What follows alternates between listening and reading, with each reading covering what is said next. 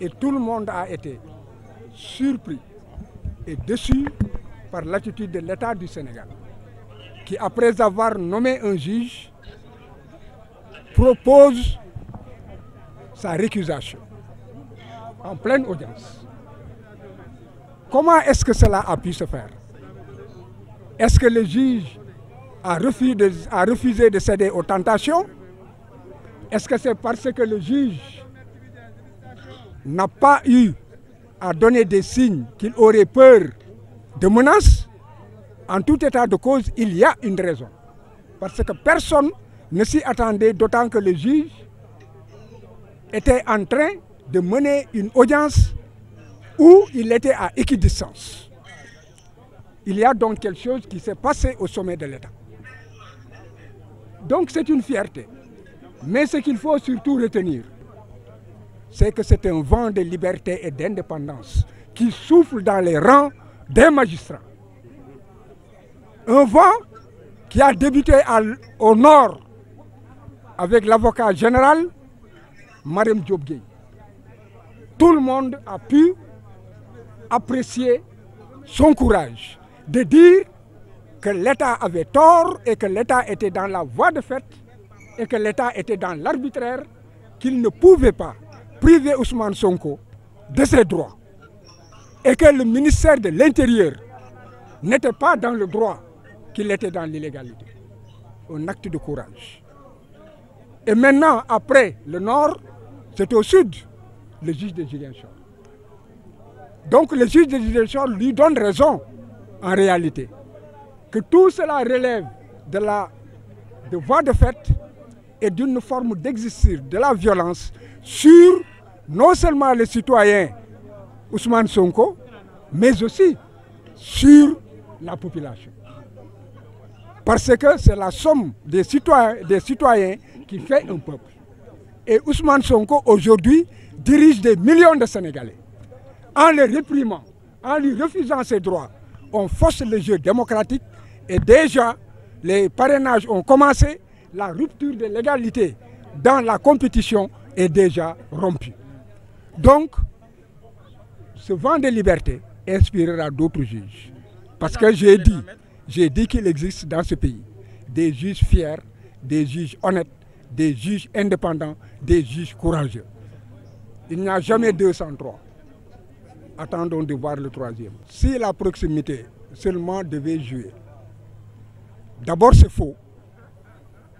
Parce que Ousmane Sonko ne connaît pas le juge ne le connaît pas.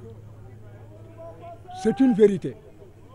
Mais l'État dit que le juge aurait un frère qui serait un collègue de Ousmane Sonko.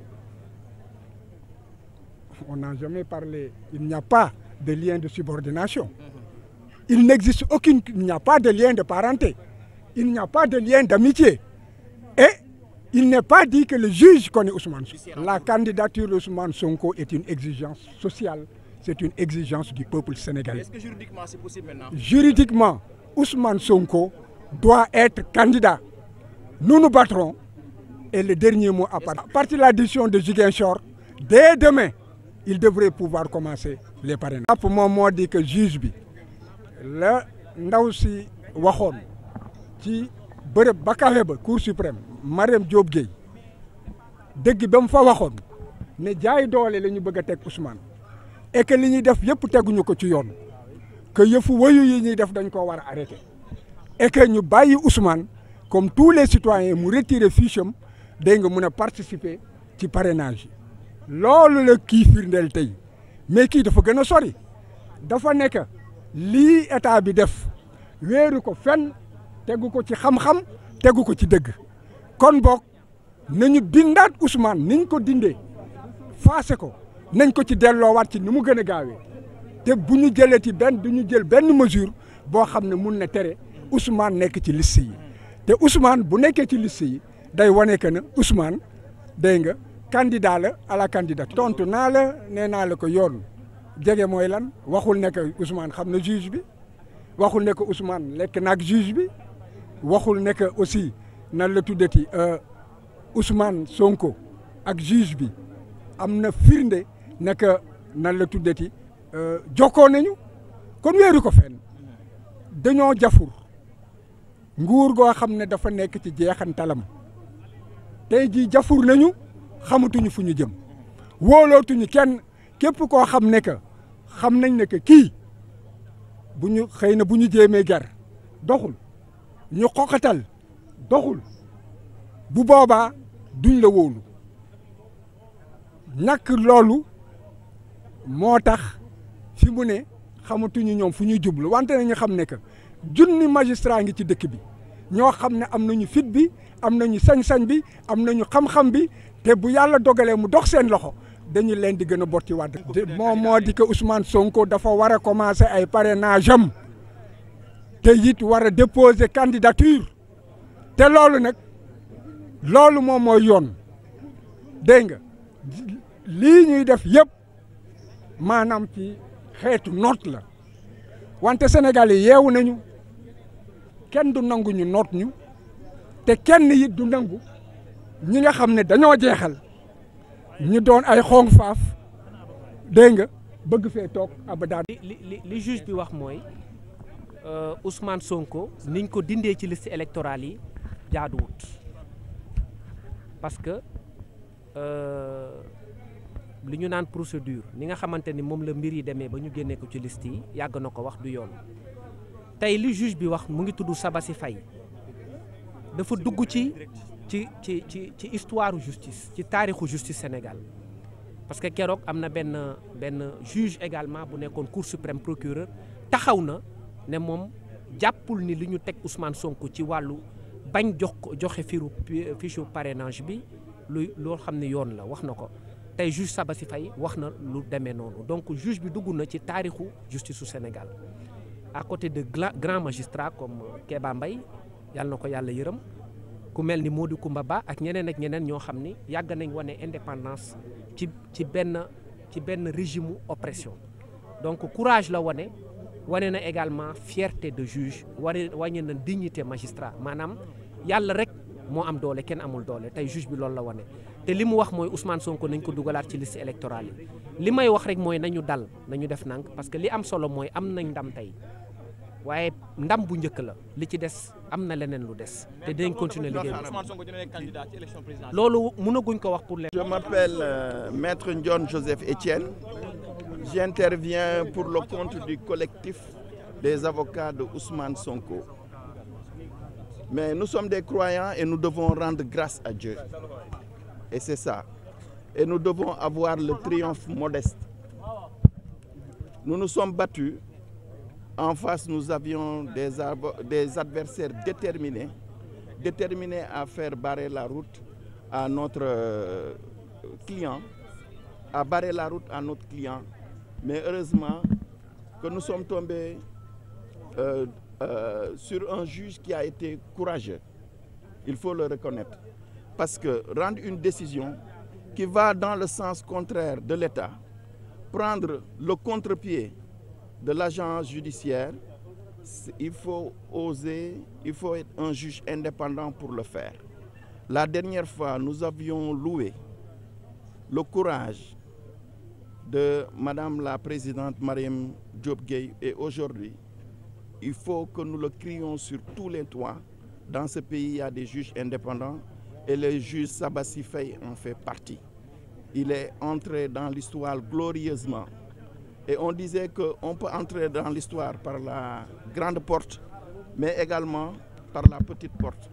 Lui, il n'est pas entré tristement dans l'histoire, il est entré glorieusement dans l'histoire en rendant justice à un citoyen sénégalais qui a été persécuté.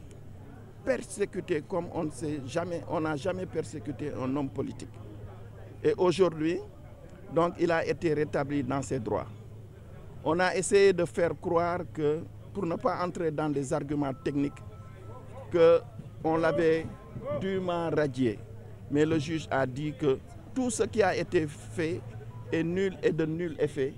Et le juge a ordonné, a demandé aux services compétents du ministère de l'Intérieur de le réintégrer, de l'inscrire sur les listes afin qu'il puisse comme tous les Sénégalais qui prétendent à diriger ce pays, donc d'aller compétir en vue des élections présidentielles. Ouais. Saïd Larifou du barreau de Moroni aux Comores. C'est une victoire, il faut la savourer. Le combat sera très long, mais nous savourons avec un immense plaisir cette première étape qui est une étape victorieuse. Dans une démocratie, il faut les institutions, mais il faut aussi des hommes courageux, solides. Et nous pouvons dire que nous avons été très très bien servis. Personnellement, j'ai une immense satisfaction d'avoir, avec mes éminents confrères, contribué à la consolidation des valeurs et puis de l'héritage démocratique de ce grand pays qui est le Sénégal. La décision d'aujourd'hui va inspirer d'autres juridictions de d'autres pays également. C'était une contribution mais très précieuse que le Sénégal, une nouvelle fois, donne à l'Afrique et puis au monde entier. Et d'autres pays africains, et j'en suis certain, d'autres magistrats des autres pays, j'en suis certain, vont s'inspirer du courage de l'institution judiciaire du Sénégal qui se détache de plus en plus des autres pouvoirs également. Maître, est-ce que cette décision aura des effets sur les autres affaires en cours, notamment les fiches de parrainage ou encore l'affaire Adji Sarr? Bon, sur l'affaire du parrainage, sans doute, puisque M. Sonko est rétabli dans ses droits en tant que citoyen sénégalais. Il retrouve ses droits politiques. Bon, donc, bien sûr, qu'il sera candidat, plus que candidat encore. Bon, donc, voilà. Bah, écoutez, la prochaine étape, elle est politique. Pour nous, il n'y a pas d'étape judiciaire encore. Saïd Larifou.